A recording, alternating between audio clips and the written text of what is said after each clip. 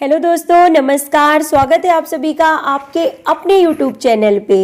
और मैं आपकी होस्ट डॉक्टर सीमा तिवारी एक बार फिर आपके लिए लेके आ गई हूँ शारीरिक शिक्षा विषय से संबंधित महत्वपूर्ण ओल्ड क्वेश्चन पेपर। जी हाँ दोस्तों, आप सभी को पता है कि सभी प्रतियोगी परीक्षाओं में ओल्ड क्वेश्चन पेपर से कुछ क्वेश्चंस एज इट इज पूछ लिए जाते हैं। तो इसीलिए इन दिनों हमारे चैनल पे आपको ओल्ड क्वेश्चन पेपर की सीरीज प्रोवाइड की जा रही है। और दोस्तों, आप टाइम निकाल के इन वीडियोस को पूरा और बिना स्किप किए जरूर देखा कीजिए लास्ट तक, क्योंकि यही वो क्वेश्चंस हैं जो आपको आगामी सभी प्रतियोगी परीक्षाओं में देखने को मिलेंगे और आपका सिलेक्शन पक्का करेंगे। तो क्यों ना आप टाइम निकाल के और प्रतिदिन जो हमारे चैनल पे वीडियो अपलोड की जा रही है उसे जरूर देखें और एक सीट अपनी पक्की करें, क्योंकि आपने जो भी बीपीएड, एमपीएड और जो भी पीएचडी कर रखा है फिजिकल एजुकेशन में, तो आप सभी का सपना है कि एक गवर्नमेंट जॉब में आप जा सकें। और इसी लक्ष्य को पूरा करने के लिए हमने ये चैनल बनाया है। तो स्टार्ट करते हैं क्वेश्चन नंबर 1 के साथ। बहुत ही इंपॉर्टेंट और यूनिक क्वेश्चंस की सीरीज इस वीडियो में हमने शामिल की है। So let's start with question number 1 and it is asking that किसने 1970 के मध्य में समग्र रूप से आरोग्य यानी वेलनेस शब्दावली को अपनाया था। And the correct answer is option number 3, J Travis is correct answer. J Travis ने 1970 के मध्य में समग्र रूप से आरोग्य यानी वेलनेस शब्द को अपनाया था। Okay, now the next question is asking, English में यहाँ पे क्वेश्चन पूछा गया है। देखिए कि the progression of nerve impulse from one node of Ranvier to the other is called. इसका मतलब क्वेश्चन में पूछा जा रहा है कि रेनवियर की एक ग्रंथि से दूसरी ग्रंथि में तंत्रिका आवेग का रुकना क्या कहलाता है। And the correct answer is option number 4, प्रवल्गी संवहन के रूप में इसे जाना जाता है। इट मीन्स इन इंग्लिश, हम आपको बता दें, इसे सॉल्टेटरी कंडक्शन या प्रवल्गी संवहन के रूप में जाना जाता है। So option number 4 is correct here. The next question is asking the force that provides the body an upward thrust in water-borne condition is called। इसका मतलब कि वह बल जो पानी के अंदर किसी वस्तु पर ऊपर का दबाव प्रदान करता है। ओके, इसका मतलब ये है दैट वह बल जो पानी के अंदर किसी वस्तु पर ऊपर का दबाव प्रदान करता है क्या कहलाता है। और बात की जा रही है कि जो पानी के ऊपर अंदर किसी वस्तु पर ऊपर की ओर दबाव प्रदान करता है, तो आपने गैस ही कर लिया होगा option number D is correct here. बायोंट force की बात यहाँ पे की जा रही है। उत्प्लावक बल is correct answer. Now the next question is asking that locus of control describes the extent to which we believe that we are in control of our lives. This concept was developed by। It means that नियंत्रण का बिंदु पथ उस सीमा को वर्णित करता है जिसमें हमारा मानना है कि हम अपने जीवन के नियंत्रण में हैं। इस धारणा का जो विकास है वो किसने किया था। And the correct answer is option number 3, Julian B Rotter is correct answer. Now the next question is asking the respiratory exchange ratio for palmitic acid, यानी कि फैट के लिए रेस्पिरेटरी एक्सचेंज रेशियो कितना होता है। और बात की जा रही है श्वसन विनिमय अनुपात, रेस्पिरेटरी एक्सचेंज रेशियो फैट के लिए कितना होता है। Option number 3 is correct here, 0.70 is correct answer. Now the next question is asking that which vitamin plays a role in calcium absorption, यानी कि कैल्शियम एब्जॉर्प्शन में कौन सा विटामिन जो है वो मुख्य रोल प्ले करता है। कैल्शियम अवशोषण में एक मुख्य भूमिका कौन से विटामिन के द्वारा निभाई जाती है। And the correct answer is option number B means vitamin D is correct answer. Okay, now the next question is asking when a sample is obtained by asking a participant who is initially selected in the sample to suggest someone else who might be willing or appropriate for study. The sample is labeled as। It means that जब किसी ऐसे प्रतिभागी जिसे प्रतिदर्श में आरंभ में चुना जाता है को किसी अन्य व्यक्ति जो अध्ययन के लिए इच्छुक या उपयुक्त हो को सुझाव देने के लिए कहकर प्रतिदर्श तैयार किया जाता है, तो इस प्रतिदर्श को क्या कहा जाता है। And the correct answer option number 3, snowball. इसे क्या कहते हैं, स्नोबॉल सैंपल के रूप में जाना जाता है। Okay, now the next question is asking that what will be the body mass index. Body mass index क्या होगा जब किसी पर्सन का जो वेट है वो 90 किलोग्राम है और उसकी जो हाइट है वो 170 जो है सेंटीमीटर है यहाँ पे। तो आपको मालूम है कि जो वेट, जो फॉर्मूला होता है बीएमआई को कैलकुलेट करने का, बॉडी मास इंडेक्स, वो क्या होता है? तो weight in kilogram upon height in metre square. तो आप यहाँ पे कैलकुलेट कर लेंगे। देखिए 90 अपॉन कितना हो जाएगा, ये 1.7 जो मीटर में हाइट होगी 170 सेंटीमीटर है, यानी 17 मीटर है। और इसका स्क्वायर जब हम करेंगे और इसको सॉल्व करेंगे तो करेक्ट आंसर क्या आता है? देखिए दोस्तों, यहाँ पे आप सॉल्व करके हमें बताइए। And the correct answer is option number 2, 31.14 kilogram जो है यहाँ पे कैलकुलेशन के बाद आपको मिलेगा। ओके, 90 अपॉन 2.89 हो जाएगा स्क्वायर जो था इसका। तो ये आंसर आपका मिलता है 31.14 किलोग्राम पर metre square. Now the next question is asking, किसी व्यक्ति का बॉडी मास इंडेक्स हो चुका है। One of the technical skill of a manager is, यानी कि मैनेजर का जो एक विशेष गुण होता है वो क्या होता है? किसी प्रबंधक का तकनीकी कौशल क्या है? And the correct answer is option number 1 means method और skill to perform a specific task. Means किसी प्रबंधक का तकनीकी कौशल जो है वो किसी विशिष्ट कार्य को करने की विधि अथवा उसके कौशल के रूप में जाना जाता है। Now the next question is asking that in comparison to anaerobic athlete the heart of aerobic athlete is characterised by.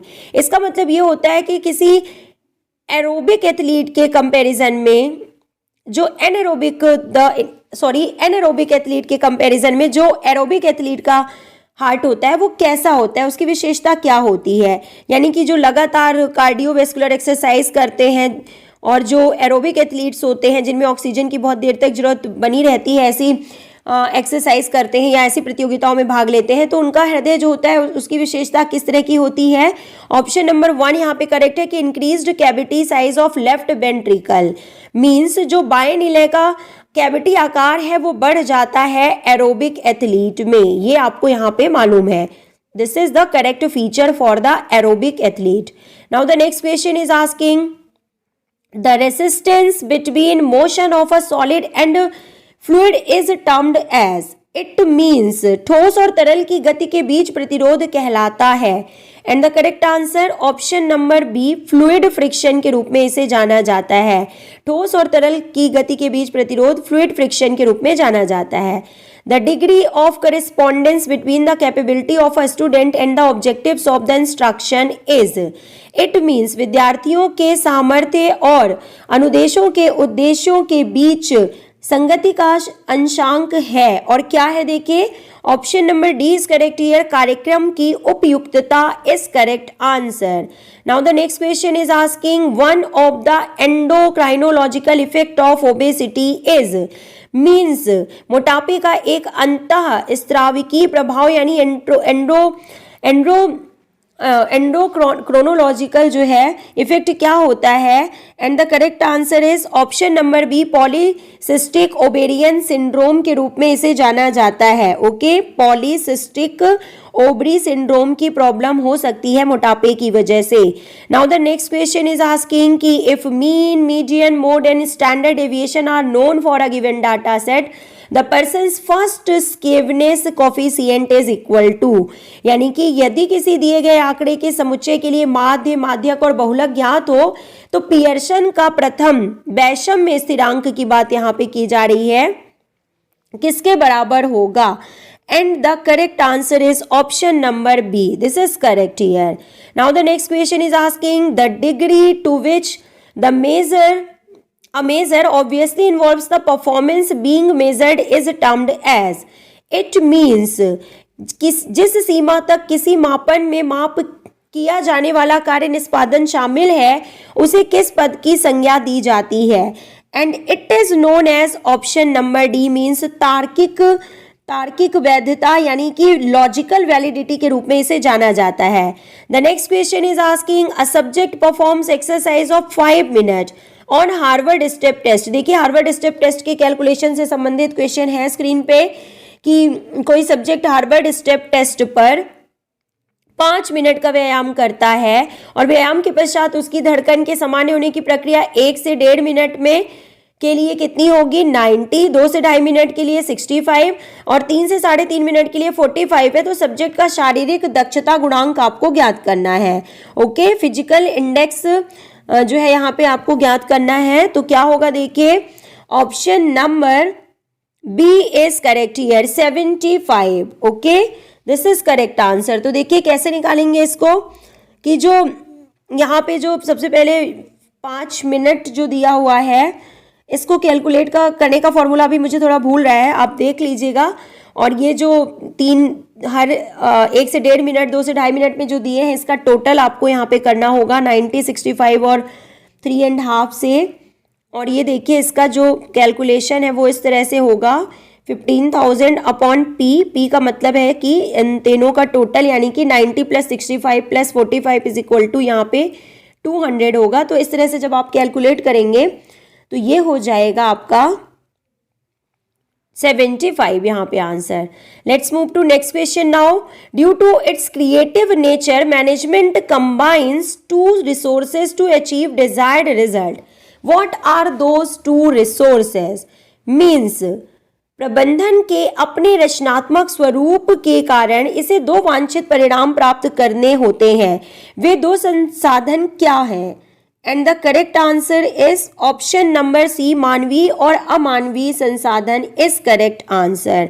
तो दोस्तों, हिंदी एंड इंग्लिश दोनों ही लैंग्वेज में हम आपको बताते चल रहे हैं, तो वीडियो बहुत ही हेल्पफुल है, पूरा लास्ट तक जरूर देखिएगा। The earliest person known to have invented the system of body classification means it is asking that शरीर वर्गीकरण की प्रणाली की खोज करने वाला सर्वप्रथम ज्ञात व्यक्ति कौन है? And the correct answer option number D, William Sheldon is correct answer. Now the next question is asking that the constant amount of lactic acid present in blood even during resting condition is. It means यहां तक कि आराम की स्थिति में भी रक्त में लैक्टिक एसिड की मात्रा जो होती है मौजूद रहती है, तो वो कितनी होती है? And the correct answer is option number 200 मिली प्रति रक्त में 10 मिलीग्राम लैक्टिक एसिड की मात्रा मौजूद होती है। Now the next question, in a running event the rate at which the velocity change with respect to time is known as. Means किसी दौड़ प्रतियोगिता में समय की तुलना में वेग परिवर्तन की दर को क्या कहते हैं? और इसे जाना जाता है त्वरण के नाम से। Okay, now the next question, internal society of sports psychology was established in. And the correct answer option number 3, 1965।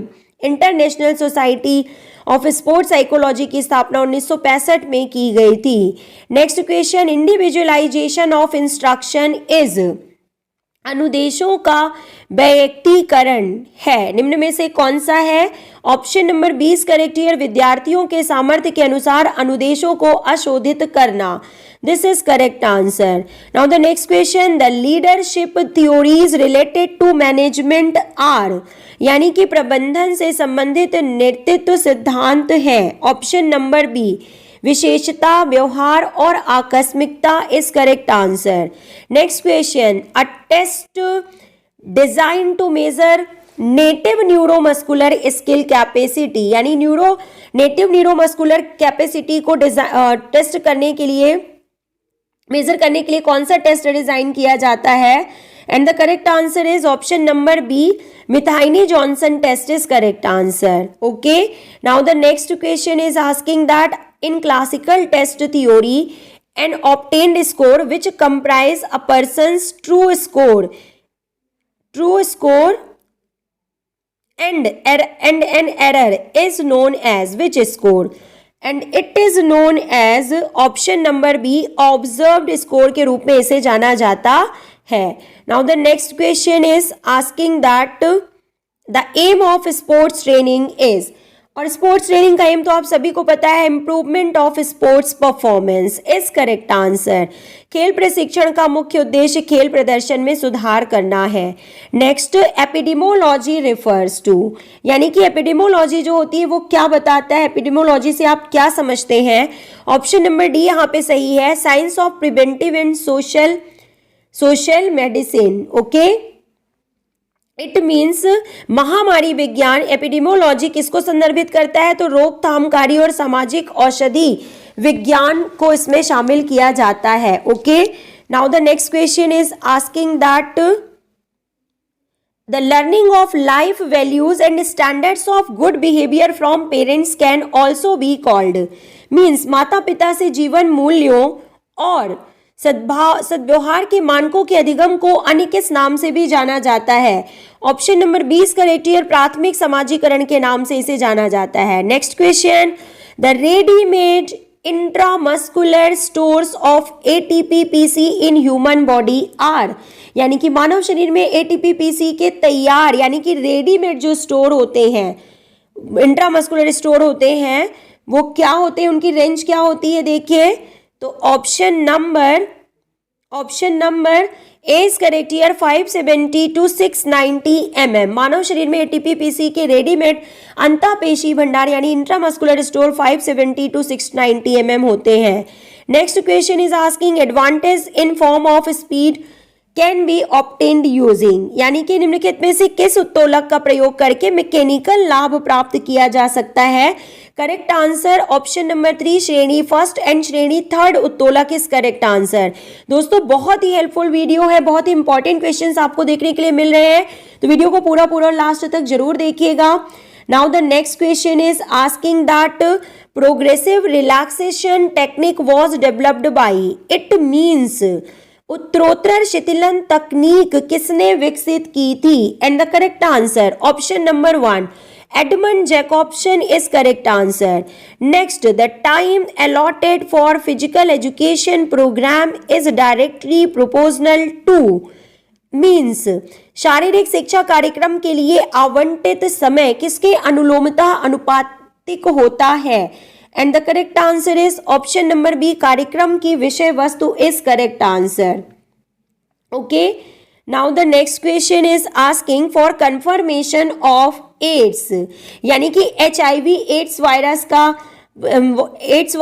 Virus का पता लगाने के लिए कौन सा टेस्ट किया जाता है? Option number 1 is correct here, ELISA enzyme linked immunosorbent assay is correct answer.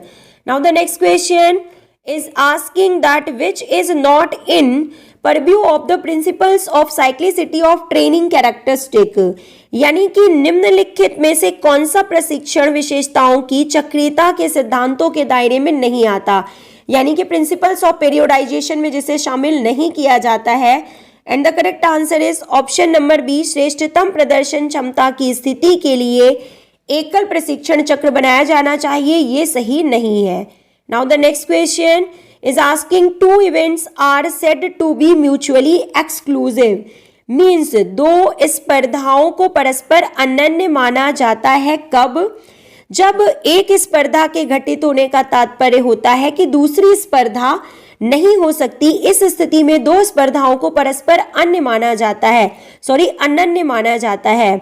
A man weighing 150 lbs has a 30% body fat.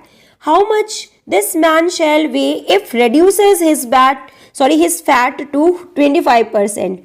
Fat percentage अगर 25% कम हो जाता है तो कितना वेट होगा, ये यहाँ पे पूछा जा रहा है।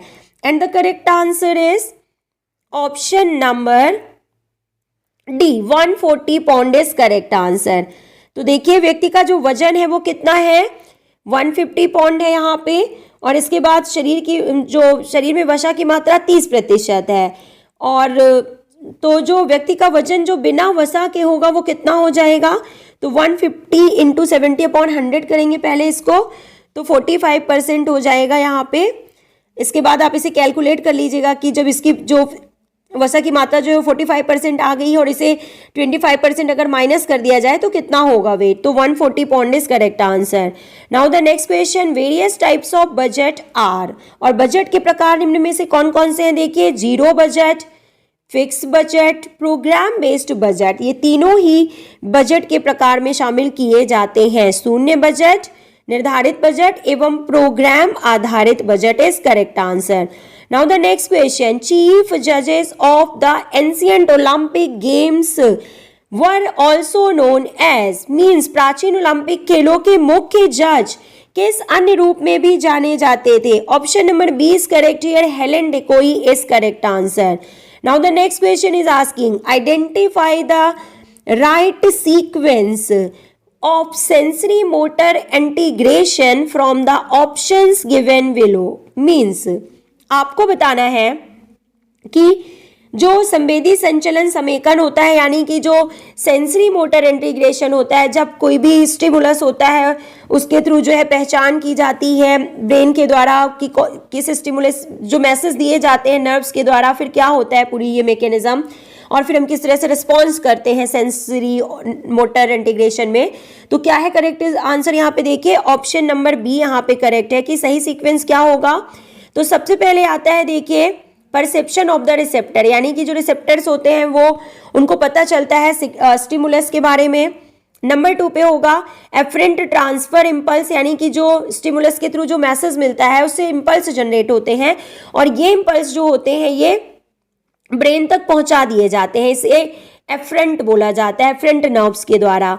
फिर इसके बाद क्या होगा कि परसेप्शन बाय सीएनएस, यानी कि ब्रेन जो है इनको रिकॉग्नाइज करता है, ब्रेन तक मैसेज पहुंच चुका है तो उसके थ्रू इसकी ब्रेन को जो है इसके बारे में पता चलता है. और लास्ट क्या होगा, इफरेंट ट्रांसफर होगा. इफरेंट का मतलब ये है कि ब्रेन जिस तरह से ऑर्डर करता है वो मैसेज जो है वो इफरेंट नर्व्स जो है लेके आती हैं इम्पल्स को, और फिर एक्टिवेट कर देती हैं हमारी ग्लैंड्स को या किसी भी बॉडी पार्ट्स को या मसल्स को, तो उस हिसाब से रिस्पॉन्स किए जाते हैं. तो ये पूरी मैकेनिज्म होती है सेंसरी मोटर इंटीग्रेशन की. ओके, मूव करते हैं हम नेक्स्ट क्वेश्चन की ओर. And the next question is asking that which of the following are quadriceps, यानी कि क्वाड्रिसेप्स का समूह कौन सा है. देखिए जो क्वाड्रिसेप्स मसल्स होती हैं जो कि हमारे पीठ में पाई जाती हैं, पैरों में पाई जाती हैं, तो क्या होगा देखिए ये इन्हें सबसे विशाल मांसपेशियों के रूप में भी जाना जाता है. ठीक है, तो क्या होगा देखिए correct answer, option number C is correct here, A C D is correct answer. Option number A C and D means vastus lateralis, vastus medialis and rectus femoris होती हैं इनमें. ओके, और एक और वेस्टस मसल इसमें शामिल होती है, यानी कि एक रेक्टस होती है, एक रेक्टस मसल होती है, और 3 जो होती हैं इसमें वेस्टस मसल होती हैं, और ये मिलके 4 क्वाड्रिसेप्स का मतलब होता है ये 4 मसल्स का ग्रुप बनाती हैं जो कि हमारे जांघ में पाई जाने वाली मजबूत और शक्तिशाली मांसपेशियां होती हैं. तो दोस्तों वीडियो काफी लंबा ना हो इसलिए हम इसे यहीं पे फिनिश करते हैं.